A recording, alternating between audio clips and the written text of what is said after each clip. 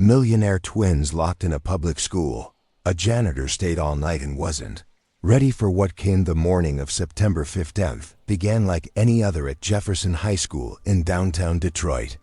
The aging brick building stood as a testament to better times, its cracked windows and peeling paint telling the story of decades of budget cuts and neglect. But this Tuesday would be different, though nobody could have predicted just how different. At precisely 7:47 a.m., a sleek black Tesla Model S pulled up to the school's main entrance, drawing curious stares from students streaming through the rusty gates. The contrast was jarring. A $100,000 vehicle parked among beaten-up Honda Civics and school buses belching diesel fumes. From the Tesla emerged two figures that seemed to belong to an entirely different world.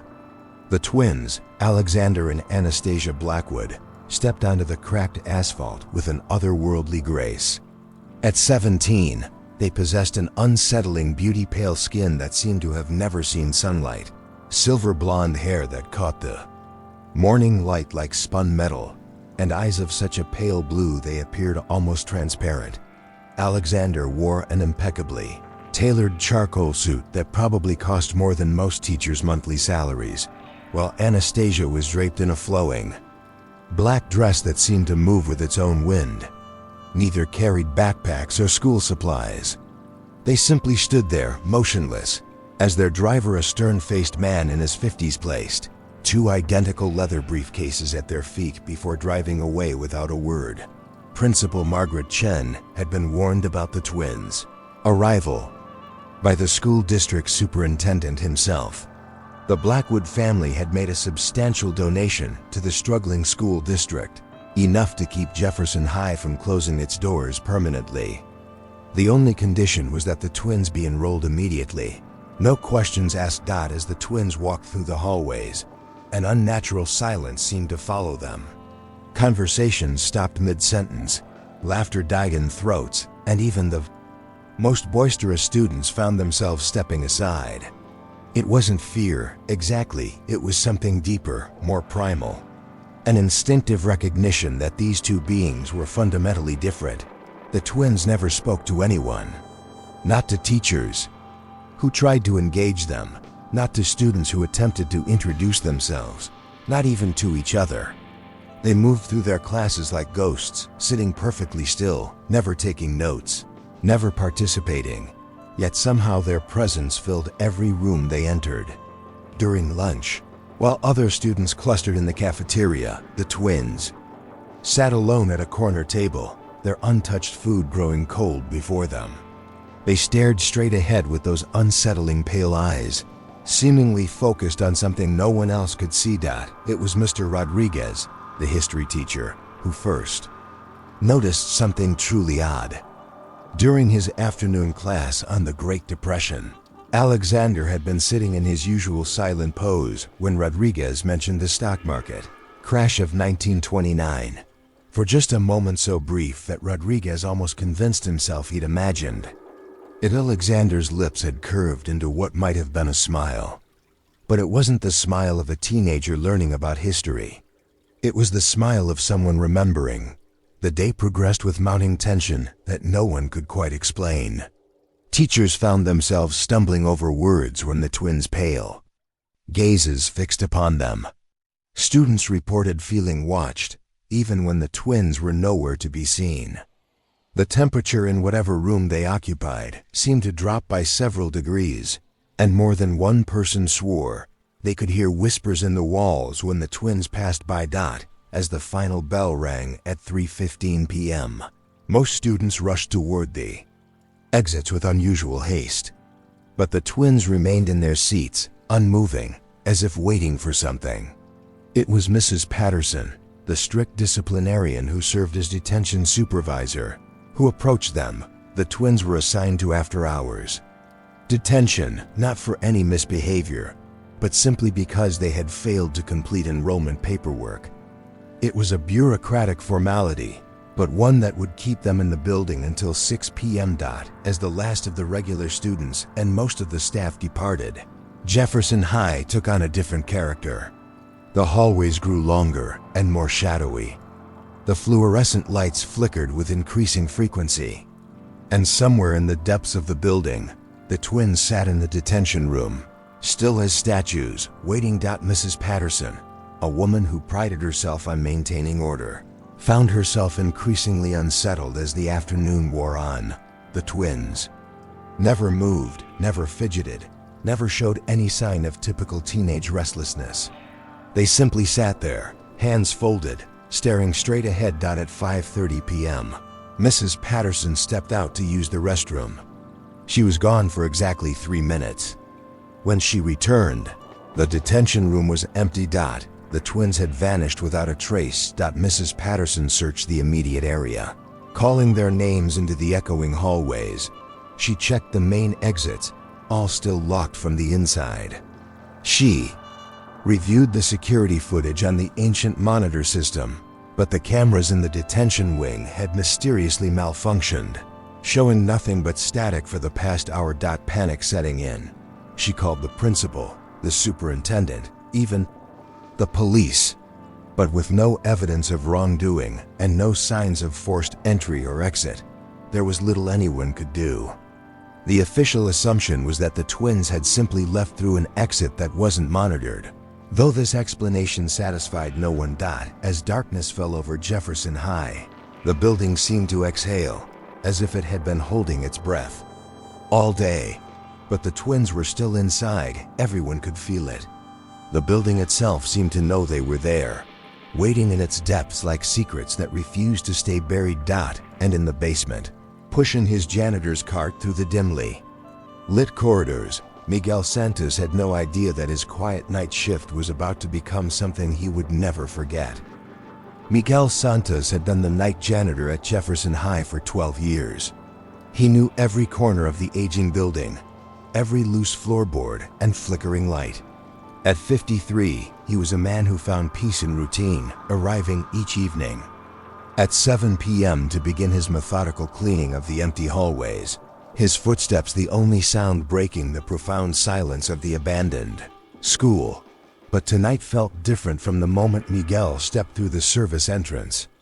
The air itself seemed charged with an electric tension, and his usually reliable instincts were screaming that something was wrong. He'd heard about the strange twins from the day shift workers, had listened to their whispered stories of unnatural silence and dropped temperatures. Most concerning of all was Mrs. Patterson's frantic report that the twins had simply vanished from detention. Miguel was a practical man, not given to superstition. But he was also a man who trusted his gut, and his gut was telling him to be very, very careful tonight. He began his rounds as usual, starting with the main hallway. His industrial cart squeaked rhythmically as he pushed it along the worn linoleum, the sound echoing in the cavernous space. But as he worked, Miguel became aware of other sounds, subtle ones that didn't belong, footsteps that weren't his own, always just around the next corner. The soft whisper of fabric brushing against walls, the nearly inaudible creak of doors opening and closing in distant parts of the building. Each time Miguel investigated, he found nothing but empty hallways and classrooms exactly as they should be. It was nearly 9 p.m. when Miguel first saw them. He was cleaning the windows of the main office when he caught a reflection in the glass too. Pale figures standing at the far end of the hallway behind him. He spun around, his heart hammering, but the hallway was empty. When he looked back at the window, the reflection was gone. Miguel tried to convince himself it was a trick of the light, a manifestation of the day's rumors playing with his imagination. But deep down, he knew what he'd seen. The twins were still in the building, and they were watching him. As the night progressed, the encounters became more frequent and more unsettling. Miguel would catch glimpses of them in his peripheral vision, standing in doorways, sitting in empty classrooms, always perfectly still, always watching. But whenever he turned to look directly, they vanished like smoke. The temperature in the building began to drop noticeably. Miguel's breath started to mist in the air, and frost began forming on the windows despite the mild September weather. Outside, the fluorescent lights flickered with increasing intensity. casting dancing shadows that seemed to move independently of any light source. It was in the basement that Miguel finally encountered them face to face. He had descended to check. The boiler, the building's heating system, was old and unreliable, and the sudden cold suggested a mechanical problem. But as he rounded the corner into the boiler room, they were there. Alexander and Anastasia Blackwood stood side by side in the center of the room, still wearing their expensive clothes from that morning, completely unaffected by the oppressive heat radiating from the massive boiler. They didn't acknowledge Miguel's arrival. Instead, they were focused intently on something behind the boiler, a section of the basement wall that looked different from the rest. Miguel's flashlight beam revealed what had captured their attention: a bricked-up doorway, its mortar newer than the surrounding wall. Someone had sealed this passage decades ago, but time and the building's settling had created small gaps between the bricks. The twins moved toward the wall with fluid, synchronized steps. As they approached, the gaps between the bricks began to widen, as if the wall itself was responding to their presence. Ancient mortar crumbled to dust, and bricks began shifting of their own accord. Miguel watched in stunned silence as a doorway slowly revealed itself, not the rough opening he expected, but an elegant archway carved from what appeared to be black marble. Beyond the threshold lay a corridor that definitely hadn't existed in any of the building's blueprints. The twins stepped through the opening without hesitation, disappearing into the darkness beyond. For a moment, Miguel stood frozen, every instinct telling him to flee. But something stronger than fear compelled him forward, a need to understand what he was witnessing. Following the twins into the hidden corridor, Miguel found himself in a passage that seemed far older than the school above. The walls were lined with the same black marble as the archway, and despite having no visible light source, the corridor was filled with a dim, pearl-like luminescence. The passage led deeper underground, sloping gradually downward. Along the walls, Miguel began to notice carved symbols, not letters or numbers, but flowing, organic shapes that seemed to shift and change when he wasn't looking directly at them. The corridor opened into a vast, underground chamber that took Miguel's breath away. The space was enormous, its ceiling lost in shadows high above. In the center of the chamber stood a circular platform made of the same black marble, and arranged around it were dozens of portraits in ornate golden frames. The twins had taken their positions on the platform, standing perfectly still as they had all day. But now Miguel could see what they were truly looking at, the portraits surrounding them. Every portrait depicted the same two faces, Alexander and Anastasia Blackwood. But these weren't recent paintings. The styles, the clothing, the techniques all belonged to different eras. Some portraits showed them in Victorian dress, others in clothing from the 1920s, 1940s, 1960s. Each painting was signed with a date, and as Miguel studied them, a terrifying pattern emerged. The dates spanned over 150 years. In every portrait, the twins looked exactly as they did now, 17 years old, pale, beautiful, and utterly unchanged by the passage of time. As this impossible truth sank in, Miguel noticed something else. In the newest portrait, one that appeared to have been painted recently, the twins weren't alone. Behind them, partially obscured in shadow, was a third figure, a middle-aged man in janitor's uniform. Miguel stared at his own face in the painting, knowing with absolute certainty that his life as he knew it was over. The twins finally turned to look at him, and for the first time, they spoke. Their voices were perfectly synchronized, creating an eerie harmony that seemed to come from the chamber walls themselves. "Miguel Santos," they said in unison, "we've been waiting for you." As the words echoed through the ancient chamber, Miguel understood that some secrets were never meant to be discovered. But more than that, he realized that some secrets, once discovered, would never let you go.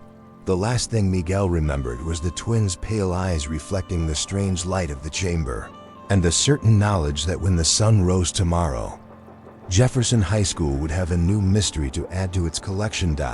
And somewhere in the darkness above, a janitor's cart sat abandoned in an empty hallway.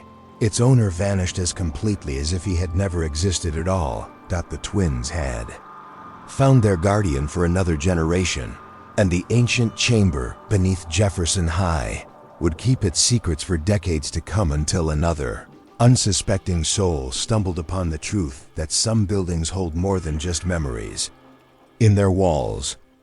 Thank you for watching this story unfold with us here on M&A The Story Unfolds.